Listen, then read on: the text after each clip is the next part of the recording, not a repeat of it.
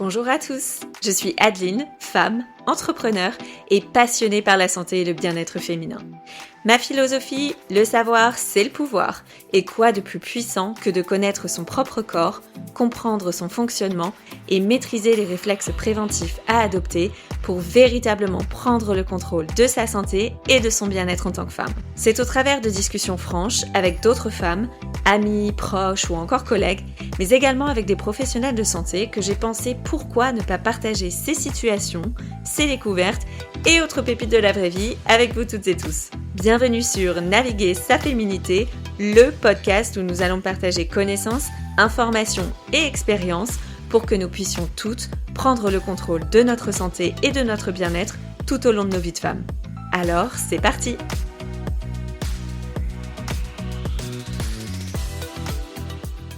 La grossesse extra-utérine est un phénomène qui touche entre 1 à 2% des cas de grossesse. Pour vous donner un ordre d'idée, en France, ça correspond en moyenne à 15 000 grossesses par an. Mais une grossesse extra-utérine, c'est quoi ? Il s'agit d'une anomalie dans le processus de nidation de l'ovule fécondé, c'est-à-dire que celui-ci va se fixer et se développer en dehors de l'utérus. Dans cet épisode, nous nous intéresserons à ce phénomène, comment le déceler, à ses causes, les solutions aujourd'hui disponibles, ainsi que les possibles conséquences qu'une grossesse extra-utérine peut avoir. Que se passe-t-il pendant le processus de nidation d'un ovule fécondé ? Lors de l'ovulation par l'un des deux ovaires, l'ovule fécondable va être libéré et expulsé dans la trompe de Fallope, à savoir le petit canal qui relie l'ovaire à l'utérus.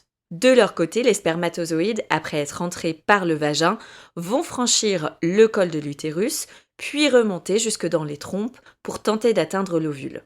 Lorsqu'un spermatozoïde et un ovule se rencontrent, c'est alors qu'a lieu la fécondation. Le processus de nidation intervient juste après et démarre entre 9 à 10 jours après la fécondation, pendant lequel l'œuf fécondé va migrer vers l'utérus, donc sortir de la trompe, pour venir se fixer dans la muqueuse utérine qui se sera épaissie pour justement pouvoir accueillir l'embryon.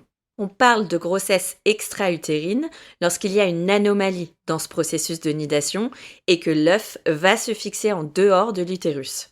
Le plus souvent, il s'implante dans une trompe utérine et exceptionnellement sur un ovaire, dans la cavité abdominale ou dans le col de l'utérus. Ce type de grossesse ne peut alors malheureusement pas aboutir et nécessite une prise en charge médicale urgente. Quels sont les signes caractéristiques de la grossesse extra-utérine et comment la traiter ? Puisqu'une prise en charge médicale en urgence est nécessaire, il est primordial de reconnaître les symptômes d'une éventuelle grossesse extra-utérine le plus tôt possible. Parmi les signes, on retrouve des douleurs abdominales basses, souvent localisées d'un côté, des saignements vaginaux anormaux généralement plus légers que les règles normales et de couleur noirâtre, des douleurs au moment d'aller aux toilettes et en cas de rupture de la trompe, des symptômes plus graves comme des douleurs intenses, des vertiges ou même un évanouissement peuvent survenir. Et là, c'est l'urgence médicale absolue. Lorsque le diagnostic est posé, le traitement va consister à éliminer l'œuf mal implanté. Lorsqu'il est posé suffisamment tôt, cette procédure est possible par voie médicamenteuse. Elle prend la forme d'une ou de 2 injections intramusculaires qui vont provoquer la régression de la grossesse extra-utérine. En cas d'échec ou lorsque nécessaire, un traitement chirurgical peut être recommandé. Il consiste à aspirer l'œuf mal implanté ou, dans les cas les plus avancés, à réaliser l'ablation de la trompe concernée. Quelles sont les causes et autres facteurs de risque qui peuvent conduire à une grossesse extra-utérine ?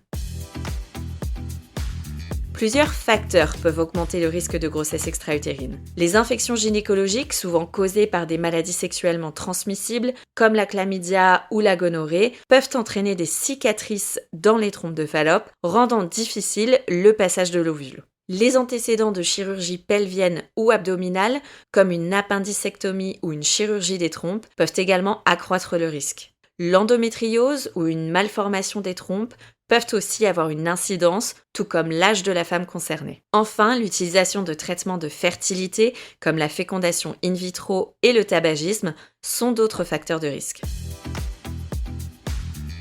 La grossesse extra-utérine révèle la complexité et la fragilité de notre santé reproductive, mais elle souligne aussi l'importance de l'information et de la connaissance pour en prendre soin.